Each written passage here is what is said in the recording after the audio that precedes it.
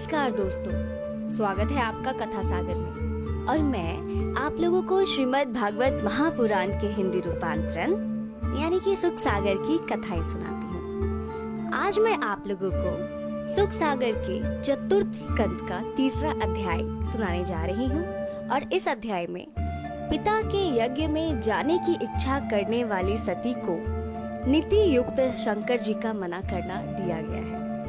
कथा शुरू करने से पहले आप लोग सब कोई मेरे साथ एक बार बोले, ओम नमो भगवते वासुदेवाय नमः। और अब भगवान की चरणों में सिर झुकाकर उनसे आशीर्वाद लेकर प्रेम पूर्वक उनमें ध्यान लगाकर अपने मन को उनमें लीन कर एकाग्रचित भाव से इस कथा को सुने। कथा कुछ इस प्रकार है। तो पिछले के अध्याय में हमने जाना था कि कैसे शंकर जी और जो दक्ष प्रजापति जी हैं उन दोनों के बीच में द्वेष हो जाता है और दक्ष प्रजापति जी शंकर जी से द्वेष करने लगते हैं। ये सारी बातें हमने पहले के अध्याय में जाना था। अगर आप पहले के अध्याय को नहीं सुने हैं तो अवश्य ही एक बार आप पहले के अध्याय को सुन लें, क्योंकि जो आज की कथा है वो पहले के अध्याय से जुड़ी हुई है। तो आप अगर सुन लेंगे तो आपको और अच्छे से समझ में आएगा।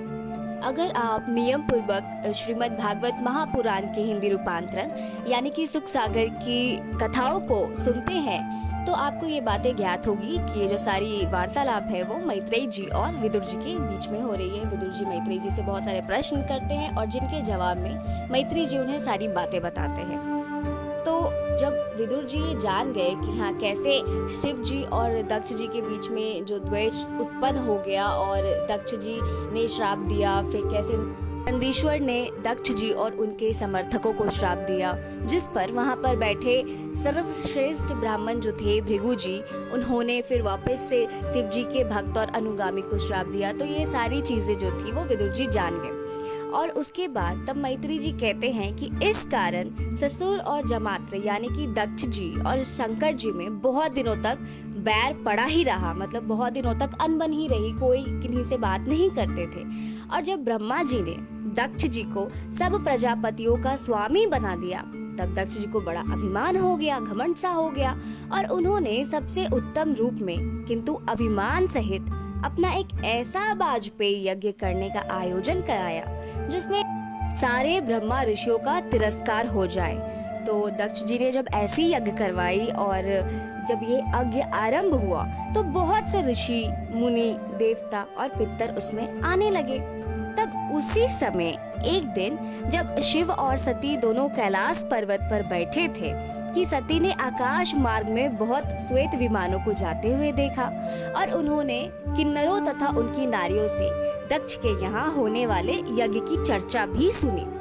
तो जब सती ने ये चर्चा सुनी तब सती की भी अपने पिता के यहाँ जाने की इच्छा हो गई और अत्यंत विनीत भाव से उन्होंने शिव जी से बोला कि हे महादेव जी, मैंने सुना है कि पिता के यहाँ एक महान यज्ञ हो रहा है जिसमें उपस्थित होने के लिए आकाश मार्ग से अपने विमानों में पत्नियां सहित बैठे हुए देवगण जा रहे हैं।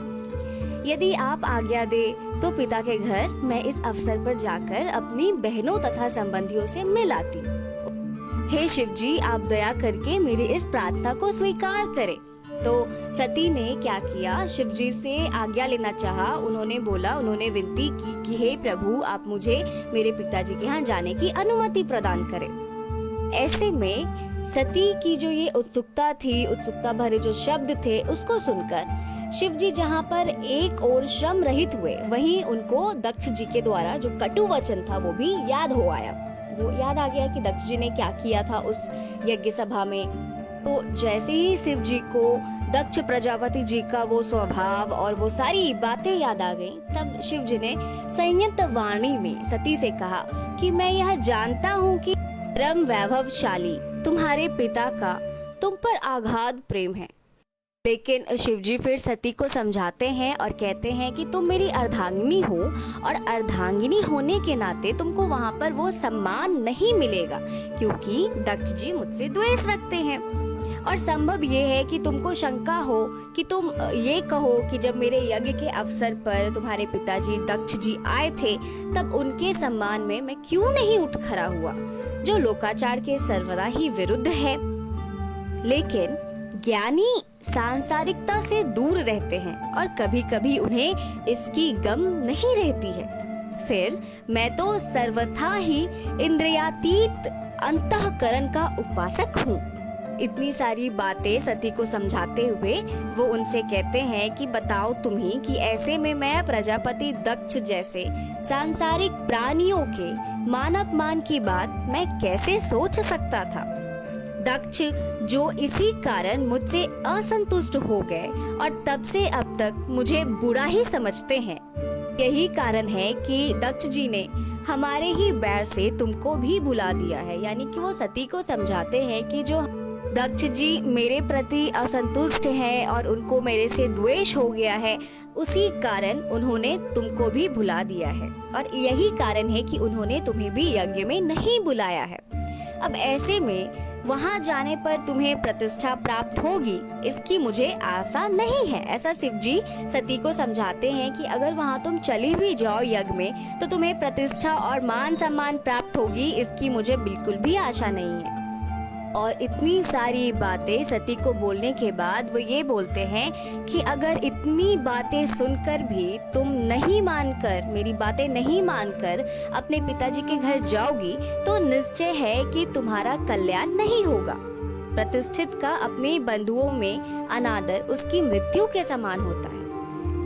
और इसी के साथ सुख सागर के चतुर्थ स्कंद का 3रा अध्याय यहीं पर संपूर्ण होता है।